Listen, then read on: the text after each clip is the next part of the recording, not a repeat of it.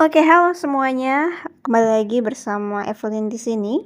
Oke, aku sekarang mau bacain cerita pendek lagi. Kali ini cerita pendeknya terinspirasi dari salah satu cerita pendeknya Bang Raditya Dika yang judulnya Gerimis.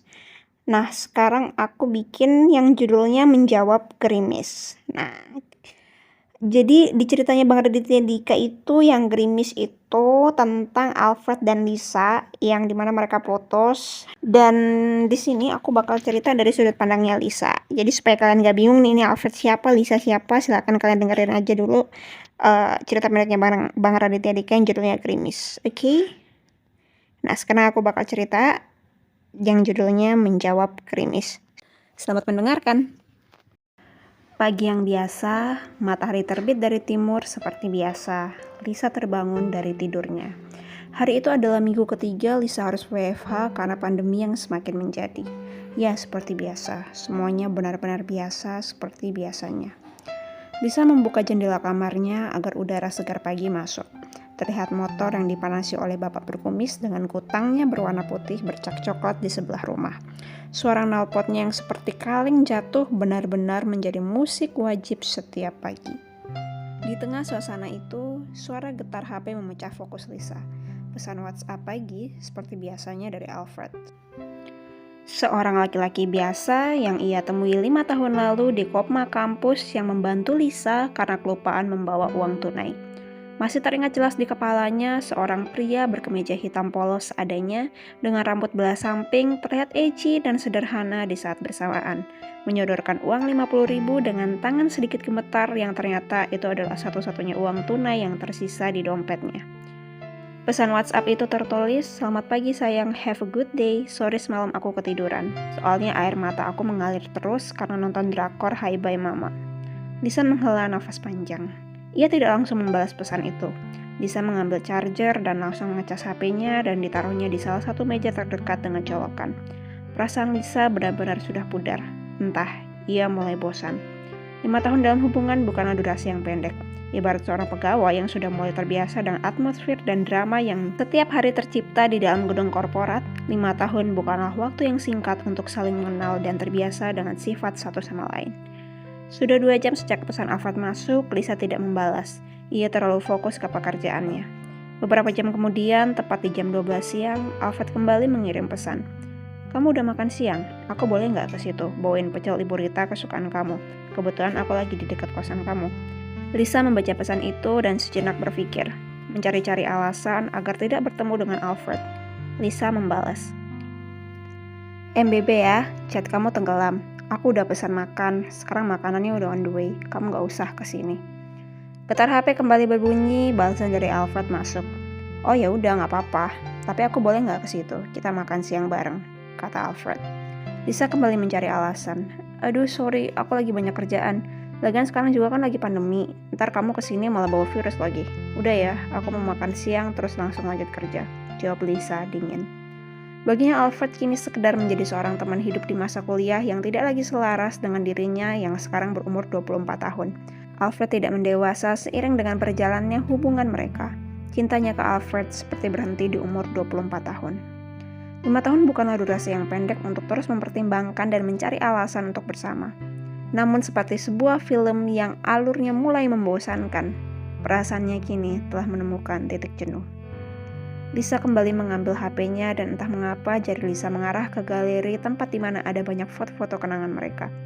Jarinya mengusap layar HP melihat satu persatu foto yang masih tersimpan. Sontak jarinya berhenti di suatu foto. "Oh, foto ini," kata Lisa.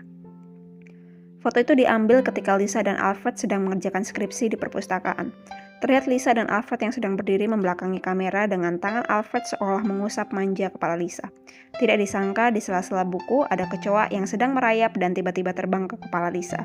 Alfred mengetahui Lisa yang takut dengan kecoa dengan sigap menangkap kecoa itu dan langsung membuangnya. Alfred tidak memberitahu Lisa karena dia tahu Lisa pasti akan menjerit ketakutan dan akan membuat kehebohan di perpustakaan. Alfred mengambil perlahan dan membuang kecoa itu dengan cepat.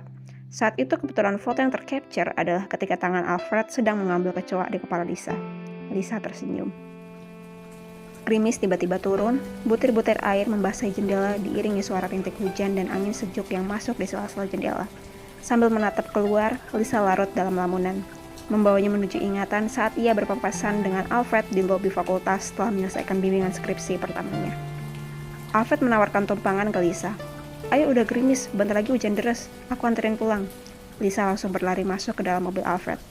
Saat masuk, Lisa disambut dengan senyuman manis Alfred, senyuman manis yang hanya manis di mata Lisa, tetapi menggelikan di mata teman-temannya. Alfred mengambil tisu dan membersihkan air di wajah Lisa yang sebenarnya tidak terlalu basah. "Gerimisnya awet banget deh, dari tadi pagi sampai sekarang gak selesai," kata Alfred. Sambil memegang map bening yang berisi bab satu skripsi yang penuh dengan coretan, Lisa tersenyum dan berkata, "Aku suka gerimis, belum sampai hujan yang bikin orang kedinginan, tapi bisa menutupi mendung yang bikin orang muram. Hawanya pas aja gitu, apalagi ada bau-bau tanahnya." Alfred menjawab, "Gerimis juga saat yang tepat untuk jatuh cinta." Lisa membalas mual, "Norak." Pernyataan cinta yang tiba-tiba dan sederhana itu memang terkadang keluar dari mulut laki-laki itu. Alfred memang orang yang sederhana dan penuh kejutan. "Alfred kampret," kata Lisa tiba-tiba menyudahi lamunannya tentang hari itu. Tapi sayangnya kini perasaan Lisa telah hilang. Seperti makanan kurang garam, seperti taman tanpa bunga, seperti perjalanan panjang tanpa pemandangan. Perasaan Lisa kini mulai hambar. Semua yang dilakukan Alfred kini tidak lagi menarik perhatiannya. Bahkan ada hari ketika Alfred tidak menghubunginya karena harus keluar kota, Lisa sama sekali tidak mencarinya. Lisa justru lebih tertarik dengan kabar teman-temannya, artis idolanya, dan tanggal rilis pertama drama Korea Dr. Mantek Kim Season 2. Kalau kamu bertanya, apakah semua ada pemicunya? Benar. Semua ada pemicunya. Tepatnya 1 tahun lalu menjadi pemicu awal merudupnya perasaan Lisa kepada Alfred. Semenjak kejadian tidak menyenangkan di salah satu rumah makan di daerah Sudirman saat itu. Untuk pertama kalinya Lisa makan malam bersama keluarga Alfred. Saat itu ada ayah, ibu, dan Daryl, adik Alfred. Mereka memesan beberapa paket combo dan Lisa memesan pasta. Di tengah obrolan yang mulai cair, ada kejadian yang membuat Lisa cukup kecewa pada Alfred. Hal yang tidak pernah diceritakan oleh Alfred tetapi justru diceritakan oleh Daryl. Kejadian itu terjadi tepat di saat pasta pesanan Lisa datang. "Kamu suka makan pasta?" kata ibu Alfred. "Iya tante, banyak yang bilang pasta di sini enak. Jadi aku penasaran," jawab Lisa. "Oh ya? Wah, tante jadi pengen nyoba." Daryl yang mendengar perbincangan itu langsung berkata, "Oh iya, Kak Citra juga dulu pesan pasta."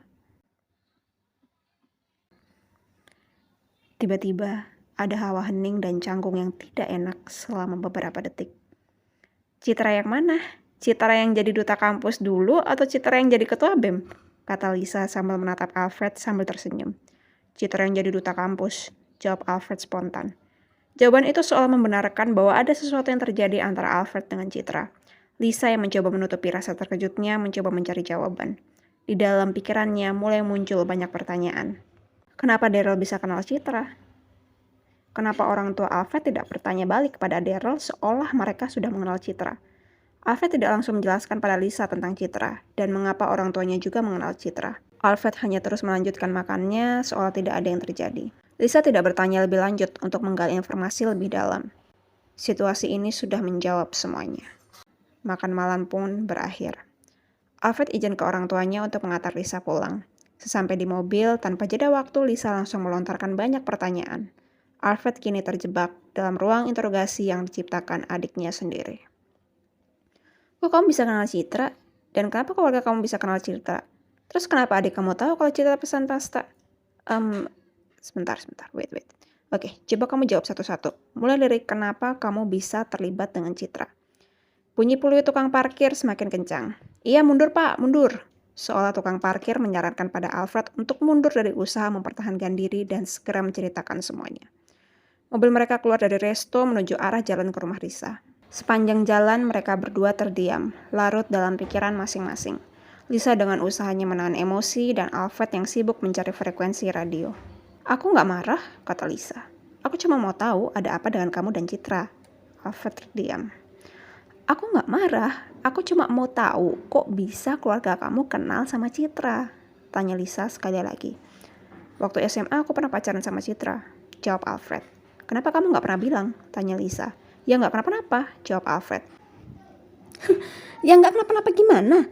kamu tuh gitu ya, selalu gitu. Waktu itu kamu ketahuan nganterin Alin, kamu nggak bilang. Aku taunya juga dari Barney. Waktu kamu keluar sama teman-teman kamu, padahal kamu udah janjian sama aku juga kayak gitu. Lah, kok tiba-tiba bahas itu? Jawab Alfred. Ya karena kamu ngulangin lagi kayak gini. Kenapa sih nggak pernah cerita? Jawab Lisa. Ya karena menurut aku itu nggak perlu diceritain. Jawab Alfred. Gak perlu ceritain gimana? Jawab Lisa. Ya karena itu udah lama. Udahlah, nggak usah dibahas. Lagian Citra sekarang udah nikah. Jawab Alfred sambil memutar setir dan memberikan uang kepada petugas yang membantu menyeberangi jalan. Aku bukan mempermasalahkan itu.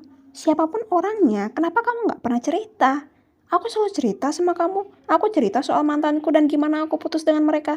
Aku bahkan ceritain kelakuan mbak-mbak di kantor aku yang cerewet. Aku juga ceritain gimana kucing tetangga selalu datang di jam 8 malam. Tapi kamu sibuk dengan dunia kamu. Semua masalah kamu, aku taunya selalu dari orang lain. Kenapa sih?